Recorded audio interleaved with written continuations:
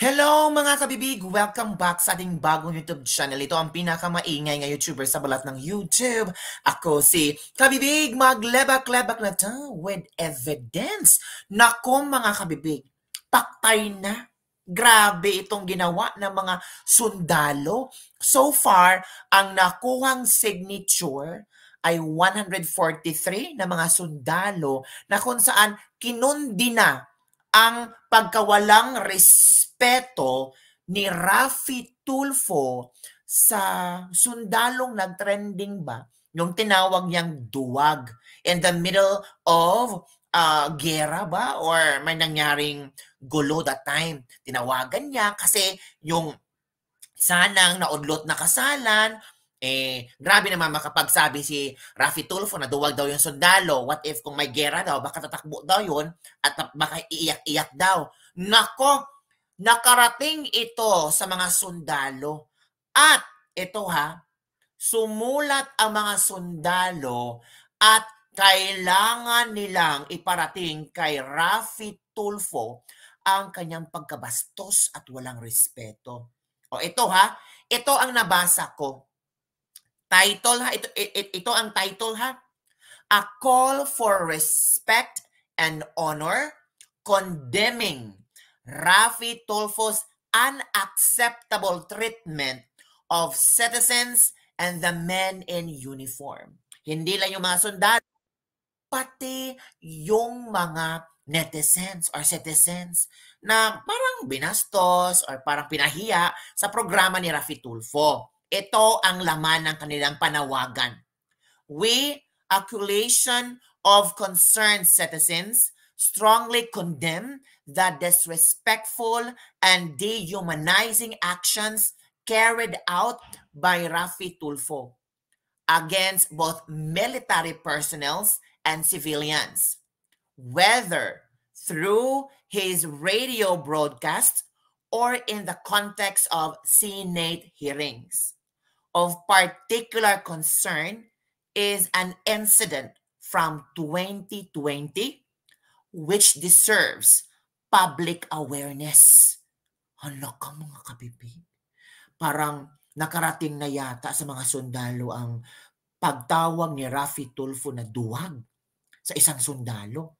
The unjust treatment of PFC Raymond Canlog, a dedicated soldier who has bravely served our nation. It is disheartening to witness Mr. Tulfo exhibit a clear lack of regard for the sacrifices and unwavering dedication demonstrated by members of our armed forces. So talagang nasaktan yung mga sundalo. By the way, itong si PFC Raymond Calag namatay sa ambush. So we don't know kung na-heal ba or nawala or naintindihan ba ni PFC Raymond Canlog yung pagtawag ni Raffy Tulfo na duwag sa kanya. Kaya yung mga kakusa, yung mga kagrupo, yung mga kasundaluhan ni PFC Raymond Canlog, natural. Parang sila na yung nasaktan sa ginawa na dito they describe that one as unhuman, disrespectful and dehumanizing action. Ito pa. The incident involving PFC Canlog serves as a stark example of Mr. Tulfo's insensitivity and disregard for the duties and responsibilities of the soldier. It is unacceptable for an individual to trivialize the service of a soldier for personal gain and media attention. Grabe talaga Sinabi ito, for personal gain and media attention. Especially when the soldier has valid reasons for excusing themselves from participation while on an important mission. Di ba? Tinawagan yun ni Raffy Tulfo. Tapos sabi ng soldier, Sir, wag muna sir kasi meron kaming importanteng mission ngayon. Tapos, noon na nagsinabi ni Raffy Tulfo, duwag, di ba? PFC Canlog on the 50th IBPA, whom Tulfo insulted and called duwag, would later be killed in action in Barangay Penditin, Datos Salibo, Maguindanao on July 29, 2020. Like any good soldier, he willingly offered his life so that our freedom, including Tulfos, is preserved and protected. Kabibig, matagal na pala ito. Matagal na pero hindi nakalimutan ng mga taong nayurakan sa kung gaano sinabi ni Tulfo na duwag yung isang sundalo. Ito pa, Mr. Tulfo's hasty judgment and disrespectful labeling of PFC Canlog as duwag reveal a concerning lack of appreciation for the challenges faced by our military personnel. His actions not only disrespect the courage and dedication of our soldiers, but also perpetuate a harmful narrative that undermines the profound sacrifices made by those who serve our country. By assuming the roles of investigator and judge without regard for the dignity of a soldier engaged in active duty, Mr. Tulfo has shown a disregard for principles of fairness and respect. His actions on his radio program foster an environment of snap judgments devoid of proper examination, detracting from the truth and context of each situation. We stand united in our disapproval of Mr. Tulfo's conduct and call for a return of core principles of respect and honor of our armed forces. We urge Mr. Tulfo to abandon his authoritarian inclinations and embrace his role as a public servant dedicated to fostering understanding and empathy. Let us cherish and honor the bravery and sacrifices of our soldiers by fostering a culture of appreciation and solidarity.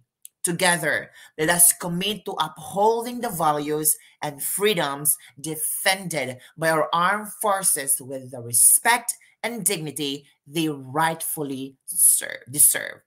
Ang madami na pala ang nag-sign, mga kabibig. Ilan na ba dito? 100, ay, ang dami talaga. 146. Pero meron silang nilagyan na note. Kung madadagan ng signatures, we will add them here. So, madami na talaga ang nag-sign. Ang naniwala na talagang hindi nirespeto ni Raffy Tulfo si, sino ba yun? Si PFC Canlog. Diba? Nasaktan ang mga kasundaluhan. Nasaktan, parang nayurakan ang pagkatao ni Canlog. Hindi lang yung pagkatao ni Canlog, pati sila. Kasi naramdaman nila kasama nila, tapos ginaganon-ganon lang. Ay, nako. So ano kaya ang maging reaction ni Raffy Tulfo dito? Ano kaya ang kayang statement regarding dito na marami ng mga sundalo ang pumirma? Nako, mga kabibig. Ito ang sabi ng mga netizen. Matagal nang mayabang at walang respeto yan si Tulfo. May mga natulungan kasi ang programa niya kaya tahimik at maraming bilib ng mga kapuspalad nating kababayan. Pero kung sa kayabangan, kabastusan at kawalang respeto, nangunguna yan si Tulfo. Pinagmumurangan niya ang mga walang habas, yung mga abogado sa PAO, kaya nagalit si Attorney Persida. Tapos tatakbong presidente? Ay, talaga ba? Ito pa. Nawala na ng respeto sa mga men in arms na tao kasi ini-small ng mga politiko. Yes, meron mga tiwali sa kanila, pero mas marami ang may respeto sa sarili at bayan. Di ganun kadali ang trabaho nila. Buhay ang kapalit ng serbisyo nila, oras-oras. Tapos, papahiyain lang na wala pang kaukulang investigasyon. Tayo naghahanap ng hustisya. Sila, saan sila hihingi ng hustisya? May point din itong isang netizen na ito. It's so shameful. It's not right siya ang nag-scattered sa buong mundo sa ating kapwa OFW about their personal, bakit kailangan mo pang pahiyain ang isang Pilipino? It-broadcast pa sa larangan ng programa niya to get more money in YouTube using OFW life. For me, he has no respect sa mga OFW. If you want to help Filipinos to do it silently, hindi naman siya ang nagsosolve ng problema, kundi i-refer din niya sa ahensya. Kailangan talagang ibuyagyag sa buong mundo ang problema ng OFW or whoever. Sa Senate hearing, always mentioning his own program, One Day sa Radyo. Dapat hindi na siya naging senador, naging commentator na lang siya. Ano? Nako, madami din palang galit kay Raffy Tulfo. In fairness talagang ipinaglaban ng 143 na mga sundalo ang karapatan, ang tawag dito, ang dignidad ni PFC Canlog. Kahit dito lang maparamdam ng mga sundalo na wala na si PFC Canlog, pero nanatili pa rin ang kanilang respeto, ang kanyang hindi yung respeto, at the same time, yung pagsaludo nila kay PFC Canlog, kahit tinawag na duwag ni Raffy Tulfo. Naku, sana magbigay ng opinion si Raffy Tulfo dito kasi pag marami ang pipirma pang ilang sundalo, mag-trending ito. Pag-uusapan talaga si Raffy Tulfo at ano kaya ang mangyayari sa kanyang programa. Di ba mga kabibig? So, ano ang iyong komento tungkol dito? Parang, di ba? Yung konting word na ginamit ni Raffy Tulfo na hindi niya pinag-isipang sabihin or baka dahil lang sa emosyon, dahil lang naawa siya sa babae, agad-agad sinabi niyang duwag. That word duwag, malaking, kahit sabihin mo na matagal na issue na ito, pero until now pinag-uusapan. Until now, humihingi ng hustisya ang mga sundalo para kay PFC Canlog. At sana makarating ito kay Raffy Tulfo, itong letter, itong pagkondina ng mga sundalo, a call for respect and honor, condemning Raffy Tulfo's unacceptable treatment of citizens and the men in uniform. Yun lang mga kabibig. Ang aking latest libak-libak for the day. Sabi pa ng isang netizen, naging matapobre na daw si Raffy Tulfo. Akala ni Raffy Tulfo, pagmamay-ari niya ang buong Pilipinas kung tumalak Diyos ko, kung hindi tinatangkilik yung palabas niya air na kalinggan ngayon. Baba din pa ng mga paa sa lupa, Anes. Sabi ni ng mga netizen. So ano ang iyong komento tungkol dito mga kabibig? Tama lang ba na itong mga ilang sundalo, they're calling for an action?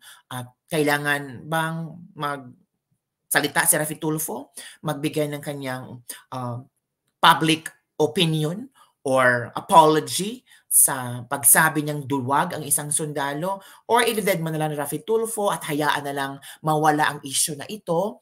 Ay nako, kung dididmahin ito ni Raffy Tulfo, there's a possibility na ito yung gagamitin ng mga tao sa kanya at hindi ito makakalimutan ng mga tao na the word duwag ay pwedeng i-connect sa pangalang Raffy Tulfo na kung saan niyurakan at hindi nirespeto niya ang isang sundalo. Naku, delikado. So ano ang iyong opinion dito mga kabibig? Don't forget to like, subscribe, and share this video. Bye everyone! See you next time!